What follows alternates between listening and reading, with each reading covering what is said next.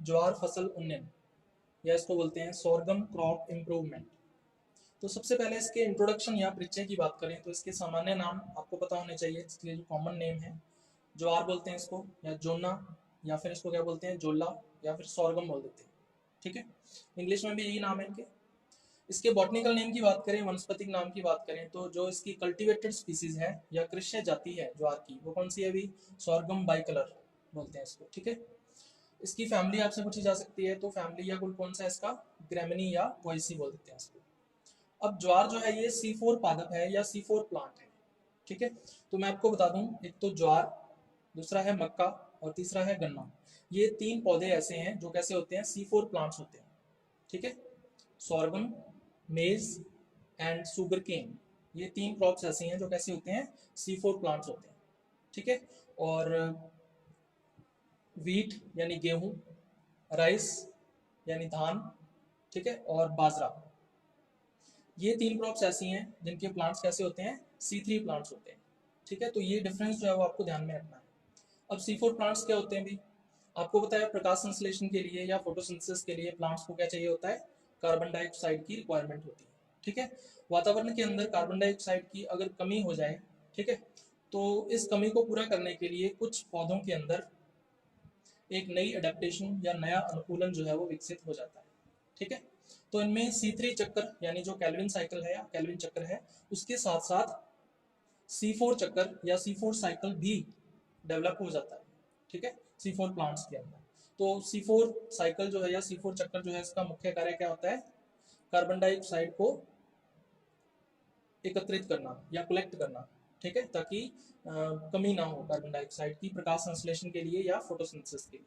ठीक है, तो ज्वार क्या है भी, C4 प्लांट है या C4 पादप है। उसके बाद इसकी जातियां और गुणसूत्र संख्या, इसकी जो स्पीसीज हैं एंड क्रोमोसोम नंबर्स की बात करें, तो इसमें तीन स्पीसीज के नाम आपको ध्यान में रखने हैं। जैसे सबसे पहला आपको स्क्रीन के ऊपर दिख रहा होगा, सोरगम हेलिपेंस। सोरगम हेलिपेंस जो है ये वाइल्ड स्पीसीज है, जंगली जाति है, जिसके अंदर गुणसूत्र संख्या कितनी होती है, 40। ठीक है, 2n = 40। इसको जॉनसन ग्रास के नाम से भी जाना जाता है। ये राइजोमेटस होती है या प्रकंदी होती है। इसका क्या मतलब है अभी, इसके अंदर जो स्टेम है इसका या तना है, उसका अधिकांश भाग जो है वो जमीन के अंदर उपस्थित होता है। ठीक है, और जो जमीन के अंदर भाग है वो कैसा होता है, हॉरिजॉन्टल होता है। तो जमीन के अंदर का तने का भाग या स्टेम का जो पार्ट है, अंडरग्राउंड जो पार्ट होता है, उसको क्या बोलते हैं हम लोग, राइजोम बोल देते हैं। ठीक है, तो इसमें राइजोम उपस्थित होता है या प्रकंद उपस्थित होता है, इसलिए इसको क्या बोल देते हैं, प्रकंदीय या राइजोमेटस। ये जो जाति है ये कैसी है अभी, बहुवर्षीय है या पेरेनियल है। ठीक है, मतलब इसका जो जीवन चक्र है वो कई वर्षों में, एक से अधिक वर्षों में पूरा होता है या दो से अधिक वर्षों में पूरा होता है, इसलिए इसको क्या बोलते हैं, बहुवर्षीय या पेरेनियल। तीसरी स्पीसीज, दूसरी जो स्पीसीज है इसकी, वो कौन सी है अभी, सोरगम प्रोपिनक्वम। ठीक है, ये भी इसकी जंगली जाति है, वाइल्ड स्पीसीज है। इसके अंदर गुणसूत्रों की संख्या 20 होती है, 2n = 20।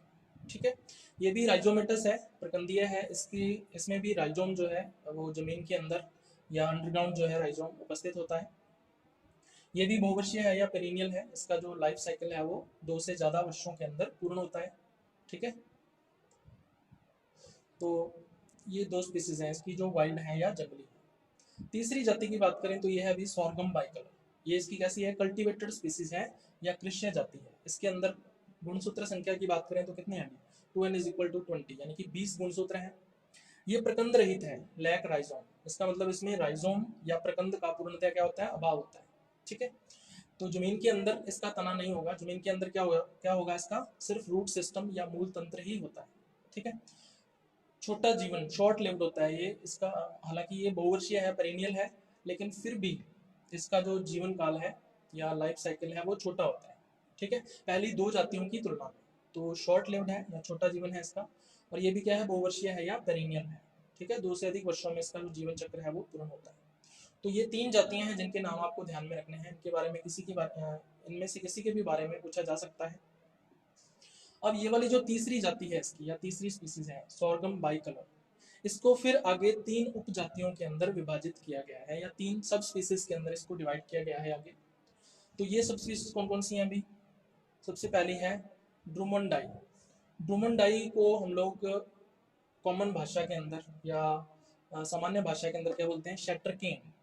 ठीक है, जिस तरह से शुगर केन होता है इसलिए इसको क्या बोलते हैं, इसी प्रकार इसको क्या बोल देते हैं, शटर केन, या इसको क्या बोलते हैं, सूडान ग्रास। ठीक है, या सूडान घास बोल देते हैं इसको। तो ये हो गई इसकी पहली उपजाति या सब स्पीसीज। दूसरी सब स्पीसीज या उपजाति की बात करें तो ये होती है बाई कलर। ठीक है, ये इसकी कृष्य उपजाति है, यानी कि कल्टीवेटेड सब स्पीसीज है।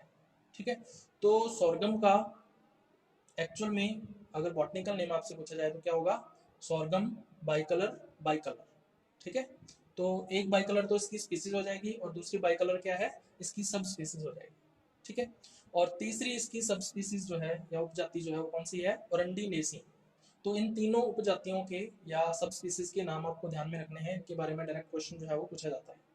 ठीक है, उसके बाद इसके सेंटर ऑफ रीजन की बात कर लेते हैं, उत्पत्ति केंद्र की बात कर लेते हैं। तो इसका जो ओरिजिन है ज्वार का, वो कहाँ पे हुआ है, अफ्रीका महाद्वीप के अंदर हुआ है।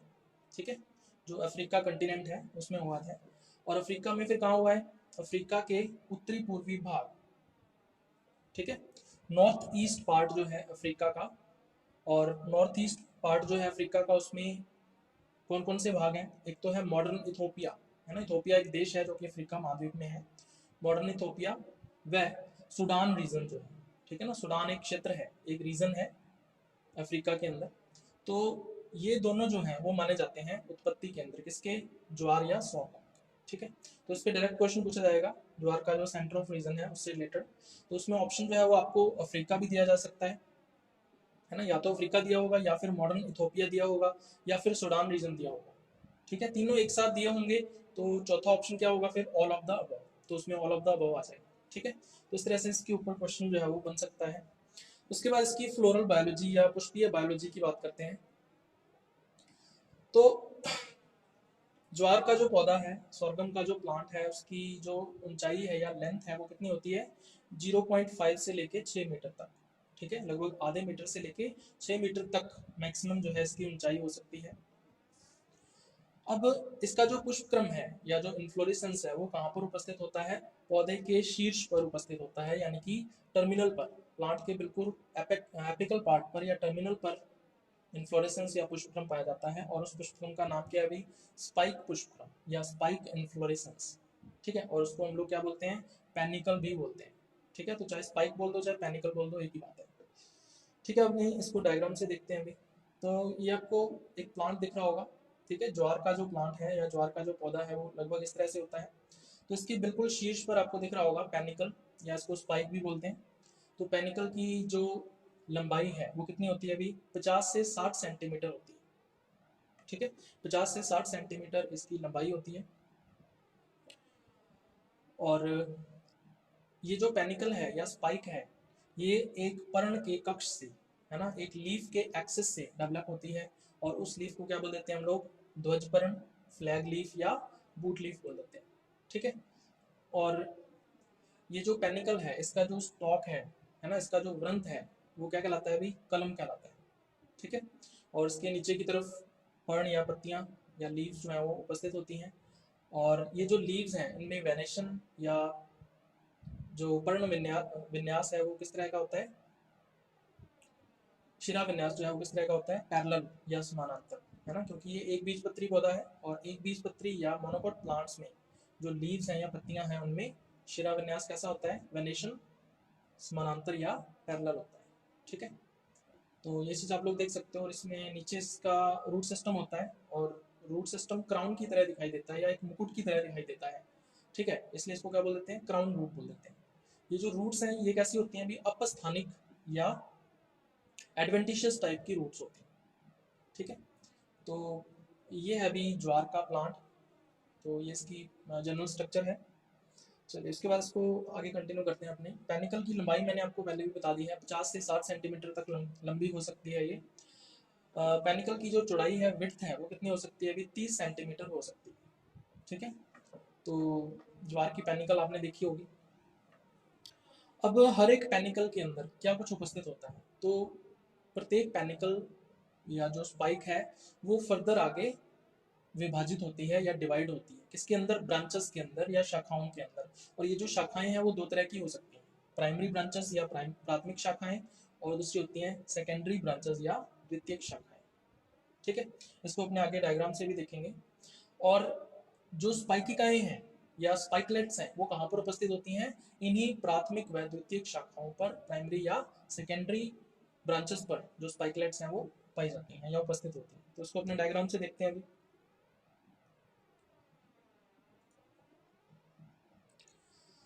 तो इस डायग्राम के अंदर आपको दिख रहा होगा बिल्कुल सेंटर में केंद्रीय अक्ष है या सेंट्रल एक्सिस है, और इस सेंट्रल एक्सिस पर या केंद्रीय अक्ष पर सबसे पहले उत्पन्न होने वाली जो शाखा है ना, इस शाखा को क्या बोलेंगे हम लोग? इस ब्रांच को क्या बोलेंगे? प्राथमिक शाखा या प्राइमरी ब्रांच। और ये जो प्राइमरी ब्रांच है या प्राथमिक शाखा है, ये फिर आगे फर्दर डिवाइड है। ठीक है, आगे फिर से इसका विभाजन हो रहा है, तो उसको हम लोग क्या बोलेंगे? द्वितीयक शाखा या सेकेंडरी ब्रांच। ठीक है, अब मैंने आपको बताया था कि जो स्पाइकलेट्स हैं या स्पाइकिकाएं हैं वो कहाँ पर उपस्थित होती हैं? प्राथमिक व द्वितीयक शाखाओं पर। तो प्राथमिक शाखा पर ये प्राथमिक शाखा है, इसके बिल्कुल एपेक्स पर स्पाइकिकाएं उपस्थित होंगी। इसके अलावा जो द्वितीयक शाखाएं हैं इनके बिल्कुल सिरे पर जो स्पाइकिकाएं हैं या स्पाइकलेट्स हैं वो बिल्कुल सिरे पर उपस्थित होंगे। ठीक है, अब स्पाइकिकाएं जो है वो किस तरह पाई जाती हैं? ये जोड़ों में पाई जाती है ना। जोड़े का मतलब क्या होता है? दो स्पाइकिकाएं। तो दो स्पाइकिकाओं को हम लोग क्या बोलते हैं? एक जोड़ा या एक पेयर। तो पेयर्ड स्पाइकलेट्स होती हैं या जोड़ों में पाई जाने वाली स्पाइकिकाएं होती हैं। इसको अपने आगे डिटेल में देखेंगे इसकी स्ट्रक्चर। तो स्पाइकिकाएं या स्पाइकलेट्स मैंने आपको बताया जोड़ों में होती हैं या पेयर्स में पाई जाती हैं। प्रत्येक स्पाइकिका जोड़े में कितनी स्पाइकिकाएं या हर एक जो स्पाइकलेट पेयर है उसमें कितनी स्पाइकलेट्स होंगी? There are 2 spikelets. अब इन दोनों स्पाइकलेट्स में से एक जो स्पाइकिका है या एक स्पाइकलेट जो है वो कैसी होगी? अवृंतीय होगी या सेसाइल होगी, है ना। सेसाइल मतलब स्टॉकलेस, वृंत रहित। और दूसरी जो स्पाइकलेट है या स्पाइकिका है वो कैसी होगी? वृंतीय या पेडिसिलेट, है ना, या स्टॉक्ड होगी, उसमें स्टॉक उपस्थित होगा। तो दो तरह की स्पाइकिकाएं होंगी, एक पेयर के अंदर या एक जोड़े के अंदर। ठीक है, अब इनमें से जो अवृंतीय स्पाइकिका जो है यानी कि जो सेसाइल स्पाइकलेट है वो कैसी होती है? फर्टाइल या उर्वर होती है। इसका मतलब ये जनन करने में सक्षम होती है। जबकि जो वृंतीय स्पाइकिका है या पेडिसिलेट स्पाइकलेट है वो कैसी होती है? स्टेराइल या बंधे होती है। इसका मतलब ये जनन करने में सक्षम नहीं होती। ठीक है, तो इसको अपने डायग्राम से देखते हैं अभी। तो इस डायग्राम के अंदर आपको एक स्पाइकलेट पेयर या एक स्पाइकिका जोड़ा जो है वो प्रदर्शित किया गया है। ठीक है, यहाँ पे देख सकते हो ये वाली जो स्पाइकिका है ये अवृंतीय स्पाइकिका है या सेसाइल स्पाइकलेट है, क्योंकि इसका कोई भी वृंत या स्टॉक नहीं है। ठीक है, ये कैसी है? उर्वर या फर्टाइल है। ठीक है, इसका मतलब ये जनन करने में सक्षम है। इसके अंदर जो भी पुष्प वगैरह उपस्थित होंगे वो जनन करने में सक्षम होंगे, है ना, रिप्रोडक्टिवली एक्टिव होंगे। दूसरी स्पाइकिका जो है वो कैसी है? अभी वृंतीय स्पाइकिका है या पेडिसिलेट स्पाइकलेट है। इसमें देख सकते हो आप इसका लॉन्ग पेडिसेल है या वृंत है जो इसको मदर एक्सिस के साथ या मात्र अक्ष के साथ जोड़ रहा है। ठीक है, ये जो वृंतीय स्पाइकिका है या पेडिसिलेट स्पाइकलेट्स है ये कैसी होती है? बंधे होती है या स्टेराइल होती है। इसका मतलब ये जनन नहीं कर सकती या रिप्रोडक्शन में पार्टिसिपेट नहीं कर सकती। ठीक है, तो ये है एक स्पाइकलेट पेयर या एक स्पाइकिका जोड़ा। ठीक है, अब हम लोग सिर्फ जो अवृंतीय स्पाइकिका है या सेसाइल स्पाइकलेट है उसी की बात करेंगे। ठीक है ना, क्यों? क्योंकि यही क्या है? उर्वर है या फर्टाइल है, यही जनन करने में सक्षम है। तो हम लोग इसके अंदर की संरचना जो है वो देखने वाले हैं आगे। अब जो अवृंतीय स्पाइकिका है या सेसाइल स्पाइकलेट है इसके अंदर टोटल कितने फ्लावर्स होते हैं या पुष्प होते हैं? तो इसके अंदर 2 पुष्प होते हैं या 2 फ्लावर्स होते हैं। ठीक है, ये जो फ्लावर्स हैं वो गिरे हुए रहते हैं ऊपर और नीचे की तरफ, किसके द्वारा? ग्लूम सहपत्रों के द्वारा, है ना। ग्लूम्स क्या होते हैं? भी ब्रैक्ट्स होते हैं, इनको स्टेराइल ब्रैक्ट्स या बंधे सहपत्र बोल देते हैं। तो 2 ग्लूम्स होते हैं, आंतरिक ग्लूम और बाहरी ग्लूम। ठीक है, internal gloom and outer gloom. तो इन दोनों सहपत्रों के अंदर या ब्रैक्ट्स के अंदर जो दोनों के दोनों पुष्प हैं या फ्लावर्स हैं वो बंद रहते हैं। ठीक है, अब 2 पुष्प हैं या 2 फ्लावर्स हैं, इनमें से जो ऊपरी पुष्प होगा या अपर फ्लावर होगा वो कैसा होगा? भी पूर्ण होगा या कंप्लीट होगा। कंप्लीट का क्या मतलब है? अभी उसके अंदर पुंकेसर व स्त्री केसर यानी स्टामेंस एंड कार्पेल्स ये दोनों के दोनों उपस्थित होंगे। ठीक है, इसका मतलब ये फ्लावर कैसा होगा, बाइसेक्सुअल होगा या द्विलिंगी होगा। लेकिन जो निचला पुष्प है या लोअर फ्लावर है, ये कैसा होता है, रिड्यूस्ड होता है या हरासित होता है। इसका मतलब क्या है, ये कैसा होगा, नर पुष्प होगा या स्टैमिनेट फ्लावर होगा। ठीक है, इसका मतलब इसके अंदर सिर्फ स्टामेंस या पुंकेसर ही उपस्थित होते हैं, इसमें कार्पेल का पूर्णतया अभाव होता है। ठीक है, इसको अपने डायग्राम से समझते हैं। तो यहाँ पे दिख रहा होगा आपको एक स्पाइकलेट या स्पाइकिका हमने शो की हुई है। नीचे से चलते हैं तो सबसे नीचे की तरफ क्या होता है, अभी निचला ग्लोम या लोअर ग्लोम होता है, और दूसरी तरफ इसका क्या होगा, अपर ग्लोम या ऊपरी ग्लोम होगा। तो ये दोनों क्या है, अभी स्टेराइल ब्रैक्ट्स हैं या बंदे सहपत्र हैं। उससे थोड़ा सा ऊपर चले अपने, तो यहाँ पे आपको लेम्मा दिख रहे होंगे। ठीक है, जितने पुष्प होते हैं उतने ही लेम्मा होंगे, उतने ही पेलिया होंगी। ठीक है, अब यहाँ पे दो पुष्प एक साथ हैं, तो इसका मतलब क्या हुआ, दो लेम्मा होंगे। तो एक लेम्मा तो ये है और एक लेम्मा जो है वो दूसरी तरफ हो जाएगा। ठीक है, तो लेम्मा के एक्सिस से या अक्ष से पुष्प जो है वो विकसित होते हैं। तो सबसे पहले हम लोग पूर्ण पुष्प या कंप्लीट फ्लावर की बात कर लेते हैं। तो बाइसेक्सुअल फ्लावर है या द्विलिंगी पुष्प है, तो इसके अंदर ये वाली तो है कार्पेल या अंडक, और ये क्या है, स्टामेंस है। तो टोटल कितने स्टामेंस दिख रहे हैं आपको, यहाँ पे 3 स्टामेंस हैं। ठीक है, और ये कवर्ड है, ढका हुआ है किसके द्वारा, पेलिया के द्वारा। तो ये इस बाइसेक्सुअल फ्लावर या द्विलिंगी पुष्प की पेलिया है। दूसरे पुष्प की बात करते हैं जो कि रिड्यूस्ड है या हरासित है। ये कैसा है, अभी पुंकेसरी पुष्प है या स्टैमिनेट फ्लावर है। तो इसमें आप लोग देख रहे हो सिर्फ 3 स्टामेंस दिख रहे होंगे आपको या 3 पुंकेसर दिख रहे होंगे। इसके अंदर कार्पेल या अंडक जो है उसका पूर्णतया अभाव होता है। ठीक है, और ये इसकी पेलिया है, इस स्टैमिनेट फ्लावर या पुंकेसरी पुष्प की पेलिया हो जाएगी। ठीक है, तो ये है अभी एक स्पाइकिका के अंदर की संरचना या स्पाइकलेट जो है उसकी इनर स्ट्रक्चर। चलिए इसको अपने आगे कंटिन्यू करते हैं। अब जो ऊपरी पुष्प है या अपर फ्लावर है, ठीक है, वो कैसा होता है, पूर्ण होता है या कंप्लीट होता है। तो इस फ्लावर के अंदर कौन कौन से भाग होंगे, तो इसमें एक लेम्मा होगा, मैंने बताया अभी आपको, एक पेलिया होगा। ठीक है, तो लेम्मा व पेलिया के द्वारा ढके हुए रहते हैं। ठीक है, यहाँ पे देख सकते हो लेम्मा नीचे से ढक रहा है और जो पेलिया है वो ऊपर से इसको ढक रही है। तो लेम्मा और पेलिया के द्वारा ये ढके हुए रहते हैं। इसके अलावा इसमें 3 पुंकेसर या 3 स्टामेंस होते हैं, ये मैंने आपको बता दिया है। एक अंडक या एक कार्पल होगा, और 2 इसमें क्या होते हैं, लोडिक्यूल्स होते हैं। लोडिक्यूल्स है क्या है भाई, ये हरासित परिदल है या रिड्यूस्ड टेपल्स हैं। ठीक है, और हरासित होने की वजह से इनको विशेष नाम दिया जाता है, रिड्यूस्ड होने की वजह से इनको एक स्पेसिफिक नेम देते हैं। क्या बोलते हैं इनको, लोडिक्यूल्स, इंग्लिश में भी यही बोलते हैं। तो कितनी संख्या में होते हैं ये, 2 होते हैं। तो 2 लोडिक्यूल्स जो है वो उपस्थित होते हैं पूर्ण पुष्प के अंदर या कंप्लीट फ्लावर के अंदर। अब अंडक की बात करते हैं, कार्पेल की बात करते हैं, तो इसकी जो वर्तिकाग्र या स्टिग्मा होती है वो कैसी होती है, द्विशाखित होती है यानी बाइफिड होती है। आगे से 2 शाखाओं के अंदर या ब्रांचेस के अंदर ये विभाजित होती है। ठीक है, और ये कैसी होती है, पंखनुमा या ब्रुशनुमा होती है, यानी फीदरी और ब्रुश लाइक होती है। ठीक है, इसकी ये इसका फायदा क्या है, इसका फायदा ये है कि ये आसानी से जो परागकण है या पॉलन ग्रेन्स है उनको आसानी से ये ग्रहण कर सकती है, ज़्यादा से ज़्यादा मात्रा में ग्रहण कर सकती है।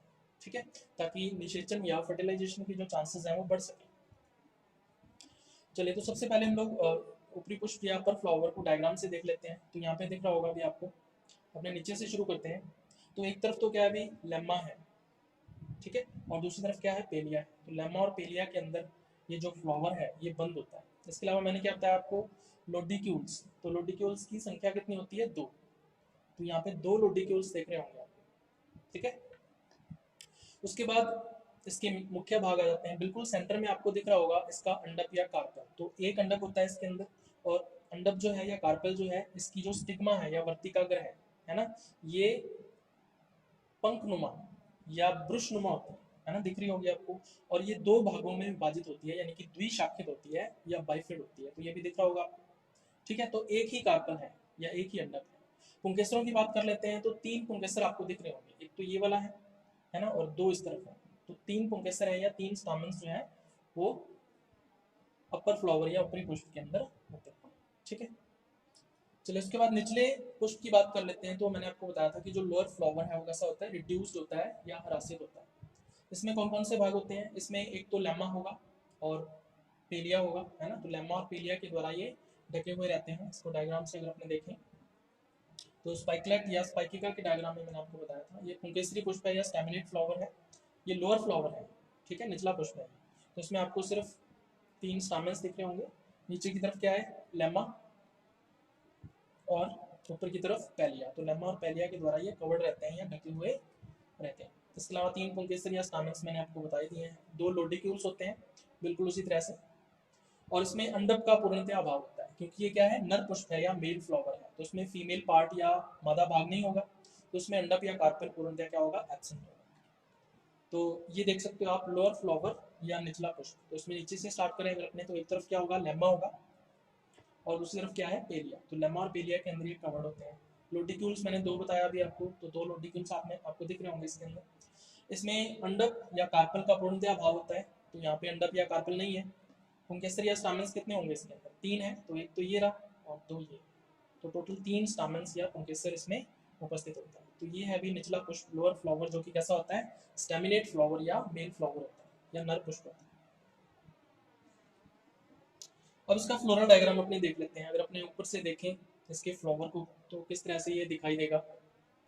तो सबसे ऊपर की तरफ आपको दिख रहा होगा मातर अक्ष या मदर एक्सेस। तो जिस टहनी के ऊपर या ट्विग के ऊपर जो फ्लावर है लगा रहता है ना, या जिस अक्ष के ऊपर पुष्प लगा रहता है या स्पाइकिका लगी रहती है, वो क्या कहलाता है, मदर एक्सेस या मातर अक्ष कहलाता है। अब एक स्पाइकिका के अंदर 2 ग्लूम्स होते हैं, तो ये तो ऊपरी ग्लूम हो जाएगा, अपर ग्लूम, ठीक है, और सबसे नीचे की तरफ क्या हो जाएगा, निचला ग्लूम हो जाएगा। तो ये दिख रहा होगा आपको। तो इन दोनों ग्लूम्स के बीच क्या उपस्थित होता है, 2 फ्लावर्स पाए जाते हैं। इनमें से एक फ्लावर कैसा होता है, द्विलिंगी होता है या बाइसेक्सुअल होता है, और दूसरा फ्लावर क्या होता है, एक लिंगी होता है या यूनिसेक्सुअल होता है। और ये कैसा होता है, पुंकेसरी या स्टैमिनेट फ्लावर होता है, यानी कि नर पुष्प होता है, मेल फ्लावर होता है। तो अपने और पार्ट्स की बात कर लेते हैं। जो बाइसेक्सुअल फ्लावर है या द्विलिंगी पुष्प है, इसमें ये देख सकते हो आप, लेम्मा, और नीचे की तरफ इसमें क्या है, पेलिया है। तो लेम्मा और पेलिया के बीच क्या बंद रहता है अभी, 3 पुंकेसर और एक अंडक जो है, इसका मतलब ये बाइसेक्सुअल या द्विलिंगी पुष्प हो गया। इसके अलावा 2 लोडिक्यूल्स, तो एक लोडिक्यूल ये रहा और दूसरा लोडिक्यूल ये रहा, ठीक है। फिर इसके नीचे की तरफ क्या होगा, पुंकेसरी पुष्प या स्टैमिनेट फ्लावर होगा। तो इसमें ऊपर की तरफ पेलिया और नीचे की तरफ लेम्मा जो है, ठीक है। तो लेम्मा और पेलिया के मध्य जो है वो लोडिक्यूल्स, 2 तो लोडिक्यूल्स हो जाएंगे इसके अंदर, और 3 पुंकेसर या स्टामेन्स हो जाएंगे। और बिल्कुल सेंटर में देखो डॉट लगा हुआ है, इसका मतलब यहाँ पे अंडक या कार्पेल का पूर्णतः अभाव है। उसके बाद परागण या पॉलिनेशन की बात करते हैं, ठीक है। तो सबसे इंपॉर्टेंट चीज होती है परागण या पॉलिनेशन। अब इसमें जो फ्लावरिंग या पुष्पन है ज्वार के अंदर, ठीक है, वो कब से कब तक होता है, तो सुबह के टाइम यानी मॉर्निंग के टाइम पर, अर्ली मॉर्निंग में या सुबह जल्दी जो है वो फ्लावरिंग या पुष्पन की प्रक्रिया शुरू हो जाती है पैनिकल के अंदर, ठीक है, या स्पाइक के अंदर। और कब तक चलती रहती है, ये पूरा दिन चलेगी और फिर देर रात तक, लगभग 10-11 बजे तक, ठीक है ना, लेट नाइट तक जो फ्लावरिंग है वो होती रहती है, ठीक है। तो ये तो पुष्पन का टाइम हो गया, फ्लावरिंग का टाइम हो गया। उसके बाद जो फ्लावरिंग है वो किस प्रकार से होती है, पैनिकल या स्पाइक के अंदर। तो पैनिकल जो है उसके शीर्ष भाग से, बिल्कुल टर्मिनल पार्ट से स्टार्ट होगी और नीचे की ओर बढ़ेगी, ठीक है। सबसे पहले जो पुष्प खिलेगा वो कहाँ पे खिलेगा, तो बिल्कुल एपेक्स पर या टर्मिनल भाग पर, पैनिकल के बिल्कुल शीर्ष भाग पर, और फिर नीचे की ओर बढ़ता जाएगा, नीचे की ओर जो पुष्प है वो खिलते जाएंगे, ठीक है। तो डाउन, ऊपर से नीचे की ओर या अपर पार्ट से लोअर पार्ट की ओर जो फ्लावरिंग है या पुष्पन है वो प्रक्रिया होती है। अब ज्वार के अंदर जो परागण है या पॉलिनेशन आपसे पूछा जा सकता है किसके द्वारा होता है, तो ये होता है भी वायु परागण, यानी कि एनिमोफिली बोलते हैं इसको, ठीक है। हवा के द्वारा या वायु के द्वारा जो परागकण है वो परागकोशों से निकलते हैं और वर्तिकाग्र तक पहुंच जाते हैं, ठीक है, हवा के द्वारा या वायु के द्वारा। तो पॉलन ग्रेन्स एंथर्स से निकलेंगे, ठीक है, जब एंथर्स का डाइसेंस होगा या स्फुटन होगा, और स्टिग्मा तक उसको पहुंचाया जाएगा किसके द्वारा, बाय एयर के द्वारा। तो उसको बोलते हैं एनिमोफिली या वायु परागण। अब जो ज्वार है, जो सॉर्गम है, ये किस प्रकार की फसल है भी, स्वपरागित फसल है या सेल्फ पॉलिनेटेड क्रॉप है, ठीक है। लेकिन इसमें कुछ पर परागण भी होता है। कितना होता है भाई? 6 से 30% तक होता है। और ऐसा क्यों होता है भाई? जो वर्तिकाग्र है, ठीक है, या स्टिग्मा जो है ज्वार के अंदर, वो पुष्पन से पहले ही ग्रहणशील हो जाती है, यानी फ्लावरिंग होने से पहले ही, यानी कि जब फ्लावर जो है वो बंद होता है, ठीक है, अभी खिला नहीं होता, ओपन नहीं होता, उस टाइम ही जो वर्तिकाग्र है या स्टिग्मा है वो ग्रहणशील हो जाती है, यानी कि रिसेप्टिव हो जाती है। और जो वर्तिकाग्र है या स्टिग्मा है ये परागकोशों के स्फुटन से पहले ही, ठीक है, बाहर निकल आती है, फ्लावर से बाहर निकल आएगी परागकोशों के स्फुटन से पहले, यानी कि एंथर्स के डायसन से पहले ही जो स्टिग्मा है वो बाहर निकल आती है, ठीक है। तो इसका मतलब अगर किसी दूसरे प्लांट से कोई पॉलन ग्रेन आ रहा है, किसी दूसरे पौधे से कोई परागकण आ रहा है, तो वो स्टिग्मा के ऊपर अटैच हो सकता है, ठीक है, जुड़ सकता है।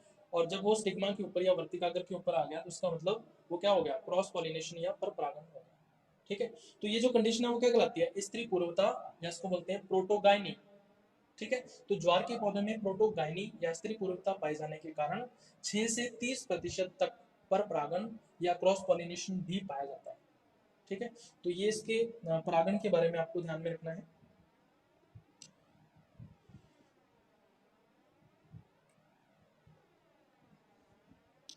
अब जो फ्लावर है वो ओपन किस वजह से होता है ना, जो पुष्प है वो खुलता किस वजह से है?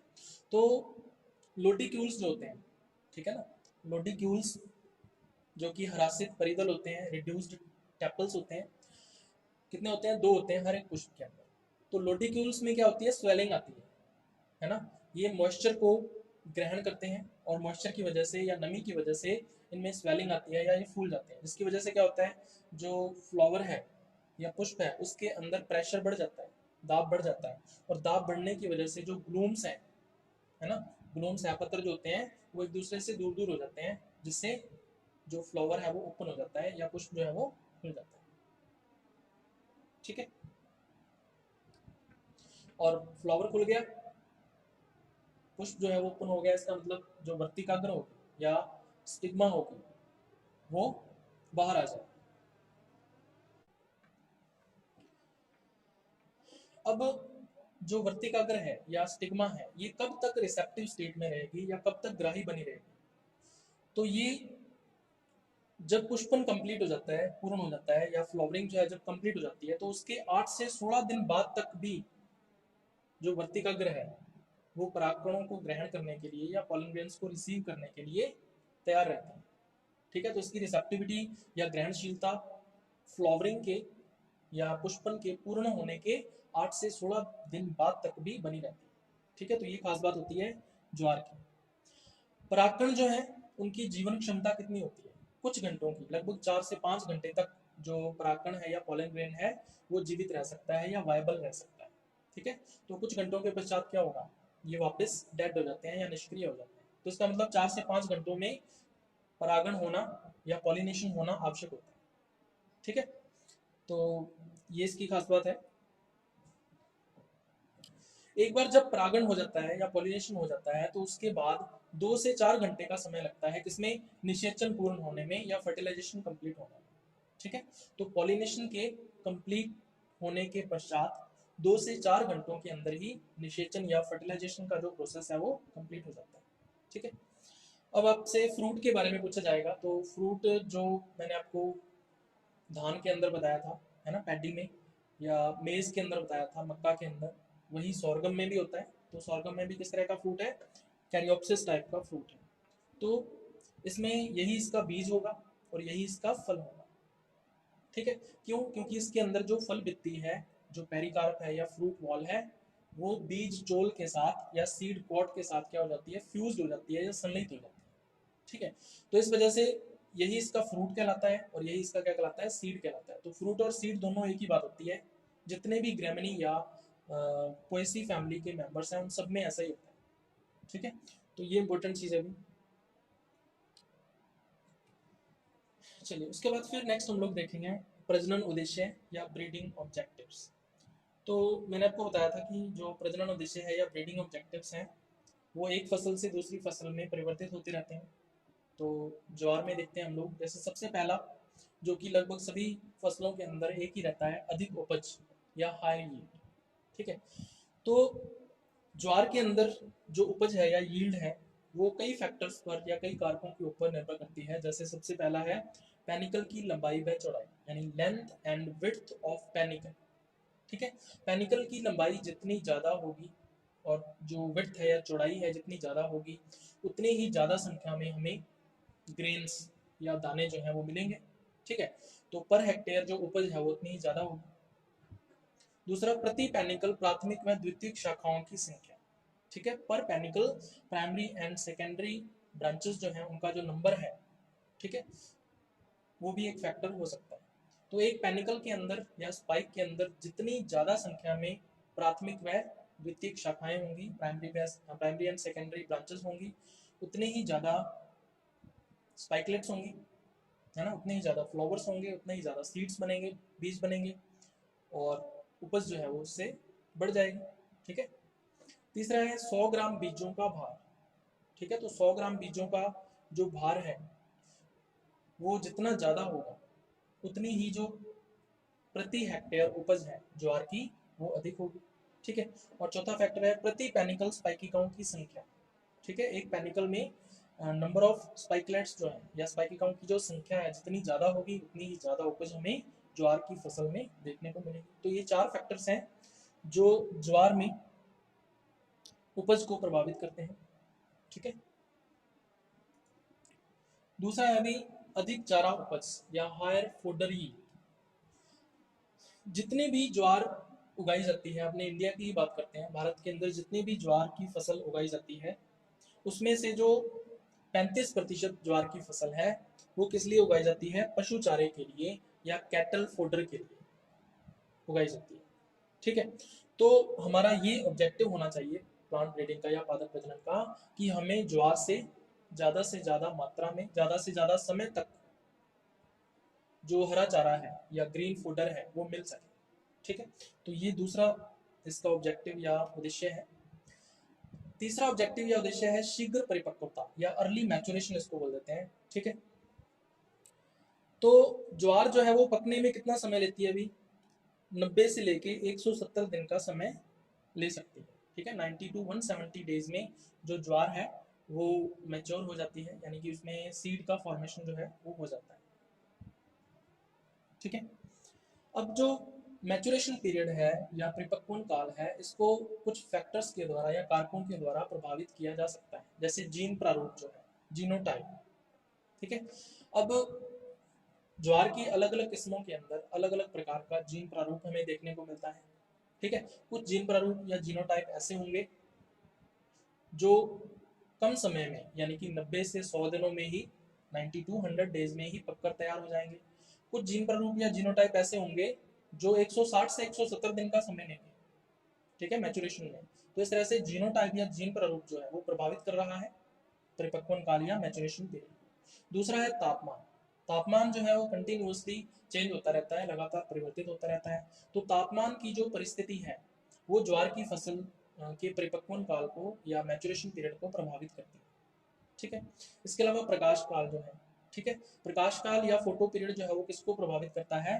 फ्लावरिंग या पुष्पन की प्रक्रिया को प्रभावित करता है। अगर प्रकाश काल जो है या फोटो पीरियड जो है वो सही तरीके से नहीं मिल रहा, ठीक है, तो पुष्पन जो है वो अनियमित तरीके से होगा या पुष्पन ज़्यादा समय लेगा, फ्लावरिंग जो है वो ज़्यादा टाइम लेगी, जिससे जो परिपक्वन काल है या मैचुरेशन पीरियड है उसका टाइम बढ़ जाएगा। ठीक है, तो ये 3 फैक्टर्स हैं या 3 कारक हैं जो प्रभावित करते हैं मैचुरेशन पीरियड या परिपक्वन काल।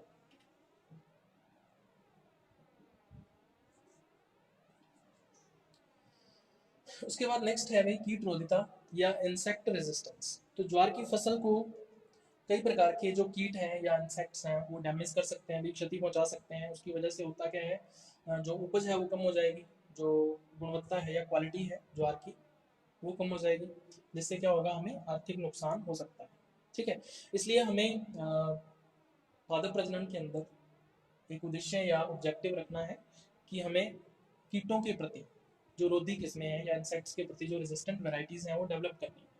तो मेनली 3 टाइप के इंसेक्ट्स हैं या 3 प्रकार के कीट हैं जो सबसे ज़्यादा प्रभावित करते हैं। कौन कौन से हैं? अभी सबसे पहला है शूट फ्लाई, ठीक है, स्टेम बोरर, मिच, ठीक है, ये एंटोमोलॉजी के अंदर आपने पढ़ा होगा। तो ये 3 इंसेक्ट्स या कीट हैं जो सबसे ज़्यादा प्रभावित करते हैं ज्वार की फसल को या सोरगम क्रॉप को, और इनके प्रति हमें रोधी किस्में विकसित करनी है, ठीक है। तो इनके अगेंस्ट हमें रेजिस्टेंट वैरायटीज डेवलप करनी है। तो ये हमारा एक ऑब्जेक्टिव या उद्देश्य होना चाहिए। उसके बाद नेक्स्ट आता है भी रोग रोधिता या डिजीज रेजिस्टेंस, ठीक है। तो ज्वार की फसल के अंदर कई तरह के रोग जो हैं या डिजीज जो हैं वो उत्पन्न होती हैं। कुछ रोग ऐसे हैं जो जीवाणुओं के द्वारा उत्पन्न किए जाते हैं, कुछ ऐसे ज़्यादातर ऐसे हैं जो फंगस के द्वारा या कवक के द्वारा कॉज किए जाते हैं, कुछ वायरल डिजीज भी होती हैं, है ना, कुछ निमेटोड डिजीज भी होती हैं। तो कई सारी डिजीज हैं। इन रोगों की वजह से क्या हो सकता है? अभी इकोनॉमिक लॉस हो सकता है, आर्थिक नुकसान हो सकता है, क्योंकि जो गुणवत्ता क्वालिटी है और जो यील्ड है यानी उपज है उसमें कमी आ सकती है। तो इसलिए हमें ये उद्देश्य रखना है या ये ऑब्जेक्टिव रखना है कि हम प्रतिरोधी किस्मों का रोगों के प्रति या डिजीज के अगेंस्ट रेजिस्टेंट वेराइटीज को हम लोग डेवलप करें। तो ये कौन कौन सी डिजीज हैं? अभी इनके नाम आपने सुने होंगे प्लांट पैथोलॉजी के अंदर। लीफ ब्लाइट, ठीक है, leaf spot, anthracnose, red rot, ठीक है। तो इनके नाम आपको ध्यान में रखने हैं। Downy mildew, rust, ergot, charcoal rot, milo disease, covered and loose smut. तो ये 10 रोग हैं या डिजीज हैं जो कि सबसे ज़्यादा इफेक्ट करती हैं या प्रभावित करती हैं ज्वार की फसल। तो इनके प्रति हमें रोधी किस्में या रेजिस्टेंट वैरायटीज डेवलप करनी होती है। उसके बाद अभी अजैविक प्रतिबल रोधिता या इसको बोल देते हैं एबायोटिक स्ट्रेस रेजिस्टेंस, ठीक है। तो सबसे पहला आपको दिख रहा होगा यहाँ पे पतन रोधिता या फॉल प्रूफ।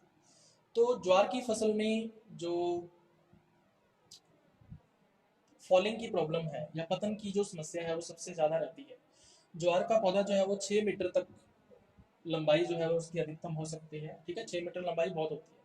अगर मान लीजिए बहुत तेज हवा चल गई तो उसकी वजह से क्या हो सकता है? जो ज्वार के पौधे हैं वो टूट सकते हैं बीच में से, ठीक है। या कई बार हमने जैसे पानी लगा दिया उसके बाद तेज हवा चल गई तो ज्वार के पौधे गिर सकते हैं। इसको क्या बोल देते हैं? पतन या फॉल ऑफ। तो हमें ज्वार की ऐसी किस्में विकसित करनी है जो पतन रोधी हो या फॉल प्रूफ हो, ठीक है। दूसरा है लवण रोधिता या सॉल्ट रेजिस्टेंट। मृदा के अंदर जो सॉल्ट्स की कंसंट्रेशन है या जो लवण है उनकी सांद्रता है वो उपज को प्रभावित करती है या यील्ड को इफेक्ट करती है। अगर ज़्यादा मात्रा में सॉल्ट है, ज़्यादा मात्रा में लवण है मृदा के अंदर, तो जो उपज है ज्वार की वो कम होगी, जो प्लांट्स बनेंगे या पौधे बनेंगे वो कम विग्रस होंगे, है ना। तो इसलिए हमें लवण रोधी या सॉल्ट रेजिस्टेंट वैरायटीज को डेवलप करना होगा इसके अंदर, ज्वार के अंदर। तो ये भी हमारा एक उद्देश्य होना चाहिए। इसके अलावा सूखा रोधिता या ड्रॉट रेजिस्टेंट। तो ड्रॉट की जो कंडीशन है ये सभी फसलों के अंदर रहती है लगभग। अगर मान लीजिए इरिगेशन नहीं दिया हमने टाइम पर या समय पर हमने सिंचाई नहीं दी तो जो प्लांट्स हैं वो क्या होते हैं? सूखने लग जाते हैं या ड्राई होने लग जाते हैं, जिसकी वजह से जो यील्ड है या उपज है ना, वो प्रभावित होती है। तो इसलिए हमें ज्वार के अंदर ऐसी किस्में विकसित करने के प्रयास करने चाहिए जो सूखा रोधी हो या ड्रॉट रेजिस्टेंट। उसके बाद कुछ विशिष्ट लक्षण भी हैं, कुछ स्पेशल कैरेक्टर्स भी हैं ज्वार के अंदर जो हम लोग उद्देश्य लेके चल सकते हैं। जैसे मीठी ज्वार या इसको बोल लेते हैं स्वीट सॉर्गम, ठीक है। तो हमें क्या करना है? अभी शुगर की अमाउंट को बढ़ाना है, ठीक है।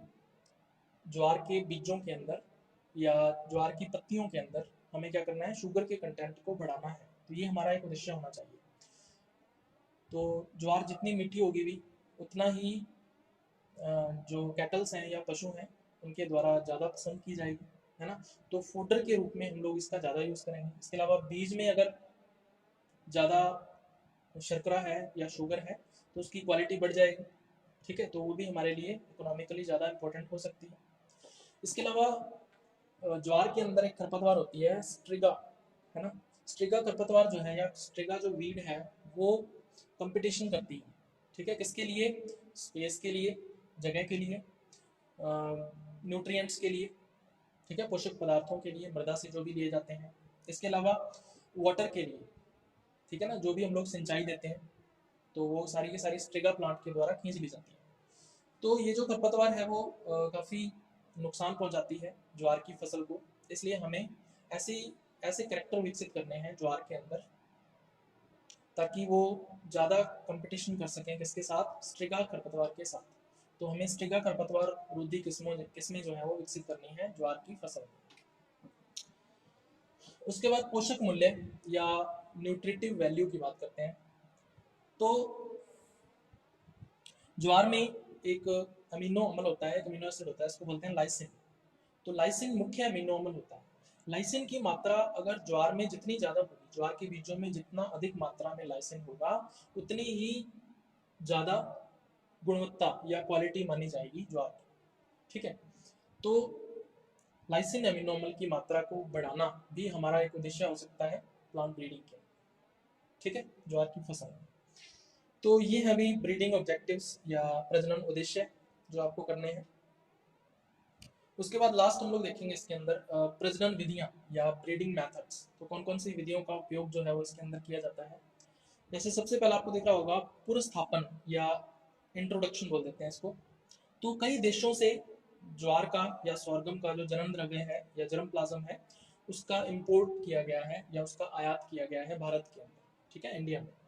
तो कौन कौन सी ऐसी कंट्रीज हैं, अभी इनके नाम आपको ध्यान में रखने हैं। तो जैसे पाकिस्तान है, दक्षिणी एशिया है ना, साउथ एशिया, चीन, चाइना हो गया, जापान, अफ्रीका, यूएसए। तो ये कुछ कंट्रीज हैं जहाँ से ज्वार का जो जर्म प्लाज्म है वो इंपोर्ट किया गया है, ठीक है। और ये जो जर्म द्रव्य है या जर्म प्लाज्म है इसका यूज किसमें करते हैं हम लोग? प्रजनन कार्यों में या ब्रीडिंग जो एक्टिविटीज होती हैं उनमें इनका उपयोग करते हैं, ठीक है। और ब्रीडिंग में भी किसमें करते हैं? ज्वार की संकर किस्मों के निर्माण, ठीक है, ज्वार की जो हाइब्रिड वेराइटीज हैं उनके डेवलपमेंट में हम लोग इस जर्म प्लाज्म या जर्म द्रव्य का उपयोग करते हैं, ठीक है। तो ये है अभी पहली मेथड। दूसरी मेथड है अभी शुद्ध वंशक्रम वर्ण या प्योर लाइन सिलेक्शन। तो प्योर लाइन सिलेक्शन के द्वारा कई किस्मों को विकसित किया गया है ज्वार के अंदर। तो इन किस्मों पे डायरेक्ट क्वेश्चन जो है वो पूछा जाता है, तो इनके नाम आपको ध्यान में रखने हैं। तो जैसे कि स्क्रीन पे दिख रहा होगा आपको, सबसे पहली वैरायटी है PJ4K, ठीक है, दूसरी है 16K, तीसरी वैरायटी है विदिशा 61, ठीक है, 60 और 1 अलग अलग है। उसके बाद नेक्स्ट वैरायटी है इसकी आइसपुरी, नेक्स्ट वैरायटी है BP53 और नेक्स्ट वैरायटी है इसकी कोयम्बटूर चयन 1 या कोयम्बटूर सिलेक्शन 1 बोल देते हैं, ठीक है। तो ये वैरायटीज हैं जो शुद्ध वंशक्रम वर्ण या प्योर लाइन सिलेक्शन के द्वारा ज्वार की फसल में विकसित की गई। उसके बाद तीसरा आता है अभी वेराइटल हाइब्रिडाइजेशन या किस्म संकरण, ठीक है। तो शुरू में क्या था अभी, ज्वार की देशी किस्मों के मध्य यानी जो लोकल वैरायटीज थी ज्वार की उनके मध्य क्रॉस करवाकर और फिर उसमें क्या किया जाता था? प्योर लाइन वेराइटीज या शुद्ध वंशक्रम किस्मों को विकसित किया जाता था, ठीक है। प्रारंभ में यह किया जाता था, शुरू में या इनिशियली। लेकिन आजकल क्या किया जाता है, आधुनिक वर्षों में क्या किया जाता है, जो उष्ण किस्में होती हैं यानी कि जो ट्रॉपिकल वेराइटीज होती हैं उनका क्रॉस करवाया जाता है किसके साथ? कुपोषण किस्मों के साथ, यानी कि सब ट्रॉपिकल वेराइटीज के साथ, ठीक है। और इससे कुछ वेराइटीज जो हैं वो डेवलप की गई हैं। 6 किस्में विकसित की गई हैं इस क्रॉस से या इस संकरण से। इसको बोलते हैं CSV2, CSV3, CSV4, CSV5, CSV6 and CSV7। तो टोटल 6 वैरायटीज हैं। यहाँ पे CSV की फुल फॉर्म आपको पता होनी चाहिए, इसको बोलते हैं कोऑर्डिनेटेड सोरगम वैरायटीज, ठीक है। तो इनकी जो औसत उपज है वो कितनी है अभी? 30 क्विंटल प्रति हेक्टेयर, 30 क्विंटल प्रति हेक्टेयर जो है इनकी यील्ड या उपज रहती है, ठीक है। उसके अलावा दूसरा जो संकरण या क्रॉस करवाया जाता है वो करवाया जाता है शीतोष्ण किस्मों का, है ना। शीतोष्ण यानी टेम्परेट वेराइटीज का क्रॉस करवाया जाता है किसके साथ? उष्ण किस्मों के साथ, यानी कि ट्रॉपिकल वेराइटीज के साथ, ठीक है। और इससे 4 किस्में या 4 वेराइटीज जो है वो डेवलप की गई हैं।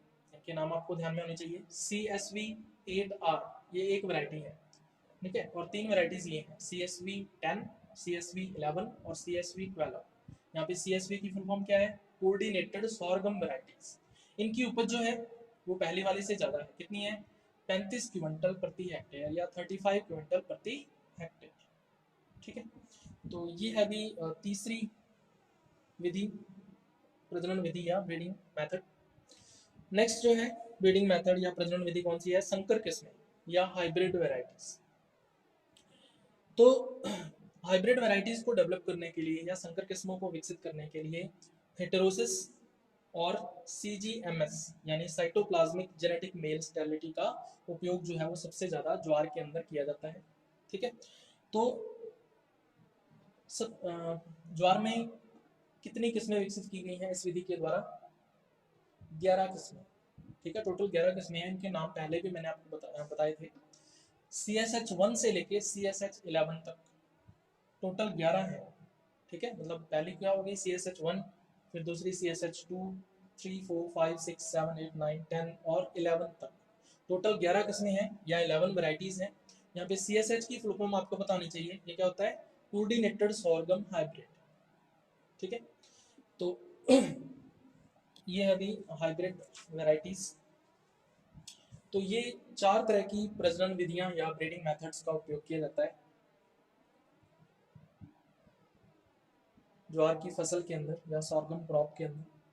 उसके बाद लास्ट टॉपिक एक रह गया, अंतरराष्ट्रीय प्रोग्राम या इंटरनेशनल प्रोग्राम। इस पे क्वेश्चन जरूर पूछा जाता है।